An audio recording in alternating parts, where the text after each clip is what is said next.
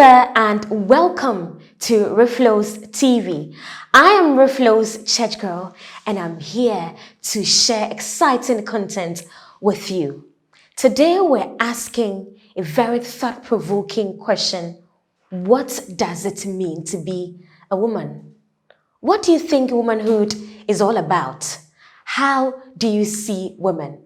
Do you remember that this video is powered by REFLO'S TV and REFLO'S Sanitary pads? Your well-being is the number one priority because you deserve the best.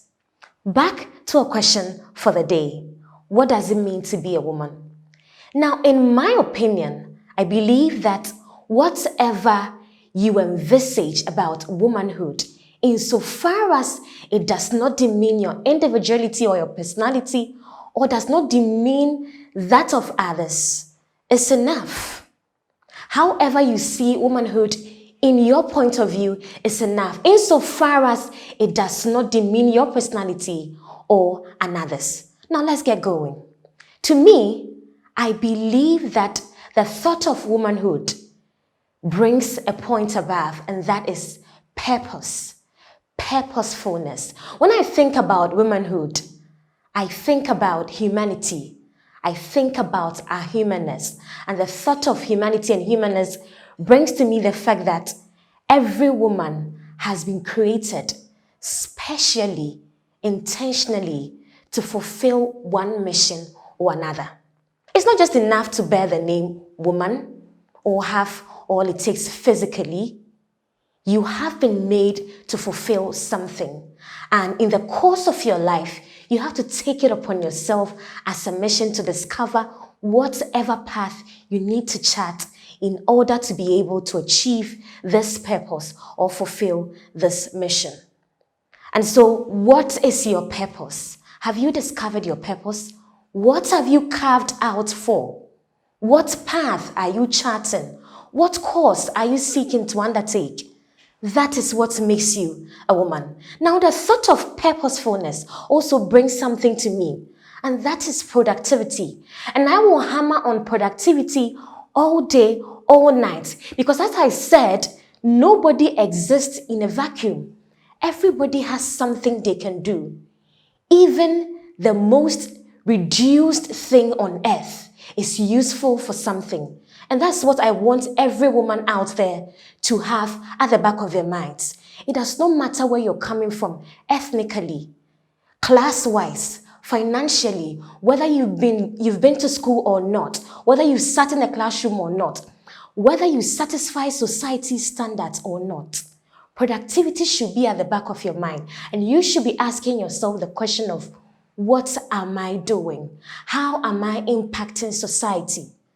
And this brings me to look into myself and tell women out there to look into themselves and embrace all there is that they are made out of.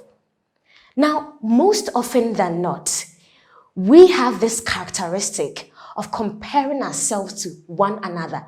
And so you look at the other woman out there and you look at her physical outlook and you tell yourself, I don't have what she has. Or you look at what home she is coming from and you keep telling yourself, because I am not coming from her home, I cannot do it. That's a lie. I will keep saying there is something you can do. And so why not embrace what you're made up of? Why not embrace what you have? Your positives, your negatives, the things you have, the ones you're seeking to achieve, the ones that are far-reaching. That is what brings about self-confidence. It does not mean that you don't want to get better, but it means that you acknowledge what you have today. And one step in getting there is in seeing ourselves and acknowledging what we have now. It is in doing so that we'll be able to see what measure of path that we have to get there. Self-confidence, embracing oneself. And in doing this, we're able to acknowledge our weaknesses and the loopholes in our lives and look for ways and means to fill in it. Now, embracing oneself also brings something to mind. It means acknowledging what other people have. And I've always talked about acknowledging people and tolerating the uniqueness of people. No human being is an embodiment of knowledge. Nobody has it all. And no matter how much you think you have accomplished in life, there is something that you can learn from the next person. And if you do not have that spirit of tolerance, of acknowledging people, of accepting people's differences, you're going to miss the mark. And so womanhood is also about acknowledging all walks of women and what they bring on board. All shapes of bodies, all colors of women, all women from different perspectives. What can I learn from them? Mentorship. Who are the women in society you look up to? What are the social classes that you intentionally align yourself with? It does not mean you should necessarily go join some fancy group out there. It may be the woman next door. It may be your daughter. It may be your sister. It may be somebody that you don't really recognize. It takes attention to detail to look out for that thing that you can learn from other women. And so womanhood is everything, as I've said, you think about and you envisage. And the mark is that that thing does not demean you. That thing enlightens you, it encourages you, it brings you out, and it brings other people out. And so looking around yourself, all around you, all around your world, look at the women you meet all day, look at the women you meet in school, the women you meet at work, the women in the market, the women on the street. And let's acknowledge what each and every one of us brings on board.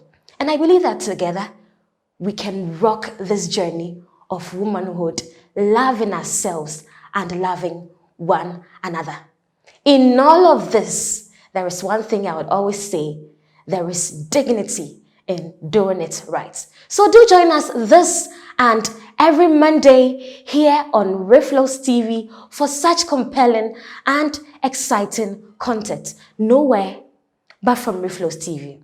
Once again, my name is REFLO'S Church Girl, and we brought this to you powered by REFLO'S TV and REFLO'S Sanitary pads. Your well-being is our #1 priority because you deserve the best.